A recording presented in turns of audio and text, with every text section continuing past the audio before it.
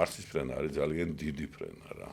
ადამიანისათვის და ყველაფერს გაცილებით დიდი მომზადება ჭირდება. რომელსაც დაახლოებით 4-დან 6 თვეის ფარგლებში 4-დან 6 თვეში მარტო მისვლას ერთი მარტულებით ეხლა იქ დღევანდელი წარმოდგენით ხო ძალიან ძნელია და ამიტომ ჯობია რომ ეს მოხდეს მთვარიდან.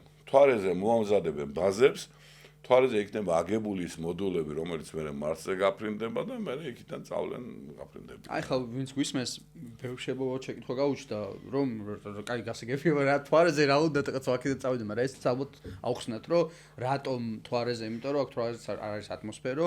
ატმოსფერო არ არის მიზიდულობა დაბალია ძალიან, იქიდან რაკეტის აფრენა სჭირდება 6-ჯერ ნაკლები ენერგია, ვიდრე აი წარმოგიდგენთ ეს 98 მეტრიანი რაკეტის მაგალითად დაფრინდება 15 მეტრიანი რაკეტა მთვარიდან და იგივეს გააკეთებს, რაც დედამიწიდან 98 მეტრიან მიფრინავს. ხო, და ნუ და გადალახვა მისი მიზიდულობისა გაცილებით ადვილია, დედამიწიდან მოცილებულია ასე ვთქვი მეორე კოსმოსური სიჩქარე უფრო დაბალია და ყველაფერი ეს და მე შეიძლება დედამიწა გამოიყვნენ თამაჩქარებლად, სხვა შორის, იცი?